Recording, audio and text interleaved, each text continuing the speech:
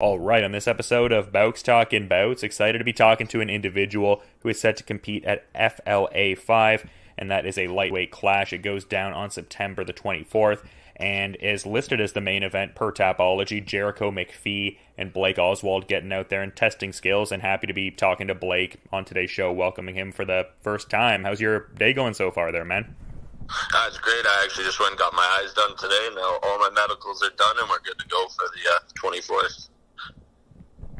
Yeah, and just how did this opportunity come about here? Like, I mean, you previously competed in Montreal and, going over to, the East Coast and everything like that. Like, how did this opportunity initially come your way? Like, what was the timeline like? I knew it was eventually time to start amping it up a little and try to find a pro fight, but luckily I have a great manager, Brad, and Ringside Management. They ended up finding me this matchup, and we seen it, and it looked good to us, so it was time to jump on it. Yeah, I mean, the promotion's been doing some great stuff for sure, and definitely much needed in that part of the country for sure. So how cool is it to be kind of, part of that as well, just this being their fifth event, and like they're bringing high quality fighters and good production value, and seems like a good platform. Yeah, it's awesome, man. I think the next couple of years are going to be big for Canada in general, just after the whole COVID thing, and helping it grow in Halifax is cool as well. That's actually where my mom's family's from, so being able to go compete there is awesome. I'll have some family there I've never been able to watch as well, so I'm excited for that. Oh, that's awesome. Are you able to get out there and visit much, or is this going to kind of satisfy that part of it, like getting to see that part of the family? Yeah, I'll definitely be out there to see them after the fight once the business is done, but I do get out there. I haven't been out because of COVID so much in the past little bit, but I'm excited to be able to put on a show for them and show them what I've been working on here.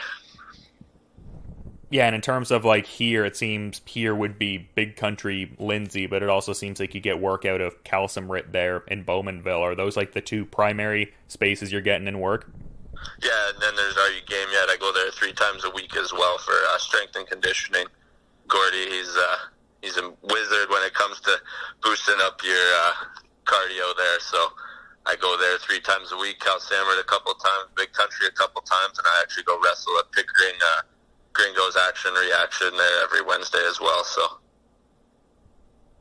Yeah, definitely a good move to go with Gord, though. I used to do a couple of his workouts back in the day, and I don't think my body's ever been more sore, to be honest. Yeah, he's good at what he does, that's for sure, and he gets in your ear just like you're in a fight, so. Yeah, no, I mean, I imagine that's like the motivation style that you enjoy there. I mean, it seems like you got a great team together in a lot of different regards. So, like, I saw the picture with James Clark and everything like that from just before he had his CFFC debut there. And so, yeah, I mean, obviously, like, different weight divisions and stuff like that. But just in terms of, like, work ethic and working alongside each other, being teammates, is that, like, a key guy there for you, just in terms of the motivation and all? Yeah, he's been the main training partner for me. I think we drive just as much as we train every week just to go and train. So we're in each other's ear as well all the time at strength and conditioning. Like I said, we go 3 times a week, and every single time we're competing to try and beat each other on it. So it just makes us work even harder. Oh, that's cool. So you guys are like regular gym buddies then, like kind of like individually, going at it and then motivating each other by doing it. Yeah, we train probably 10 hours a week together, if not more, so. That's awesome. And, like, in terms of, like, people you're physically, like, sparring with a fair bit and stuff like that, like who are you getting in that work with ahead of this one? Like, what kind of, like, lightweight bodies are you getting in work with ahead of this one? I spar with Justin Condy lots, too. He's 3-0 pro. He's looking to make his return after COVID here soon as well, and there's tons of guys at Cal Samert who are all game. They all have good records and stuff. So the sparring aspect, there's too many to name them all, really. Bubba Picard, he's an amazing Thai fighter. Oh, yeah. There's Ethan Harrod, Justin Condy, like I said, James Clark. I spar with him all the time, and I roll with him almost every day. So. Yeah, Calsamrit has been a gym that I've become more and more aware of the last few years for sure. It seems like there's a great group of guys there. How long have you been training over in that space? I've been there I'm training out of Big Country, right? But I go to Cal Samert with the Big Country guys every week, twice a week sometimes even more, to go down and see Bruckman as well. And yeah, they're a great group of guys as well, and we all just grow together, right? We bring our guys, they bring theirs, and it's new looks all the time, which is exactly what you need because you never know when you're going into a match. Yeah, it's a good way to look at it, and it seems like there's, like you said, great fighters in like the Muay Thai realm and MMA and stuff like that. So yeah, great that you're getting in work with those kind of individuals there. In terms of like your opponents though, like are you a guy who generally does tape study on them and gets a sense of what they're bringing to the table, or you're just kind of focusing on what you're doing just to be adaptable when fight night comes around? Yeah, I like to work on everything, right? It's MMA, so you never know what happens. We did a little bit of look up on him, and my team thought it was good, so I go with what my team thinks, right? They have the best interest for me, so if they say it looks good to me at the end of the day.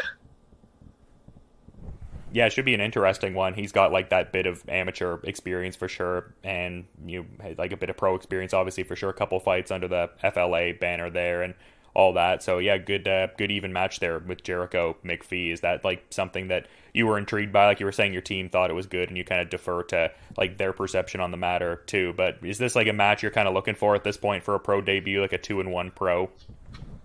I'm looking for a guy to bring out the best in me, right? I got a lot more fights than what my Tapology says, so that aspect doesn't bother me with the experience he has at all.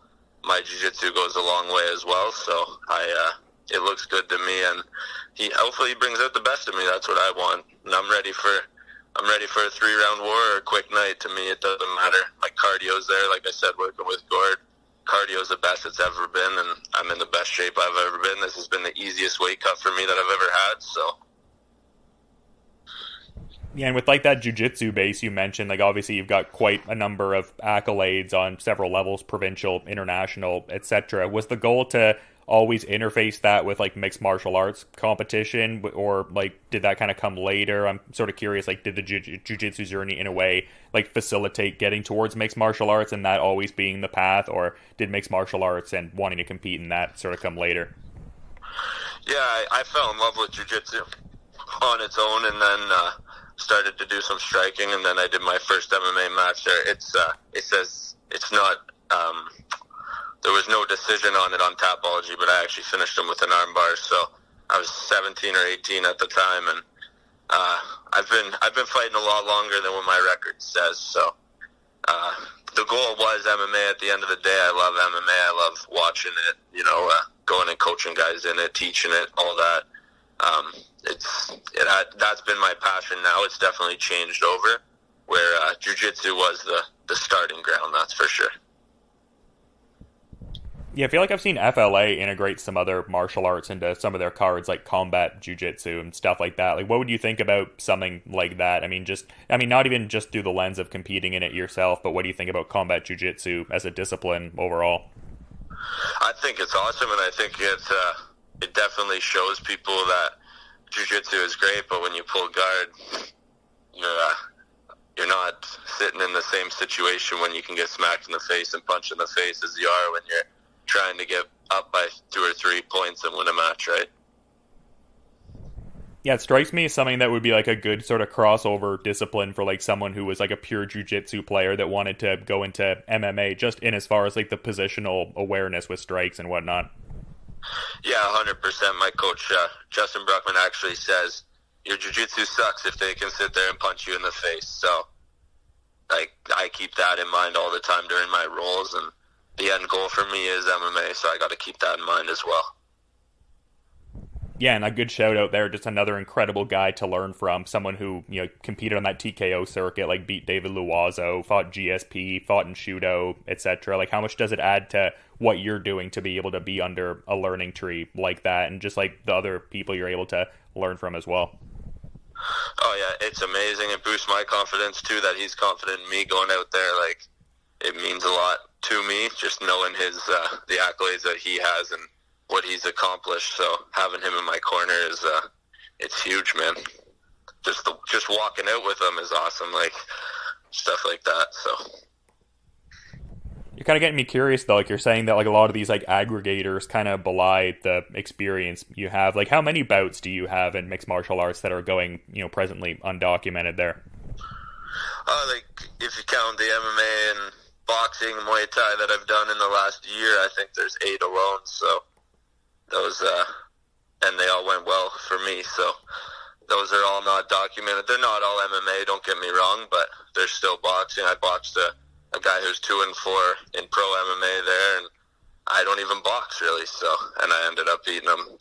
So I'm looking forward to it. And if it's a dogfight, it's a dogfight. But I don't see it going the distance. That's for sure.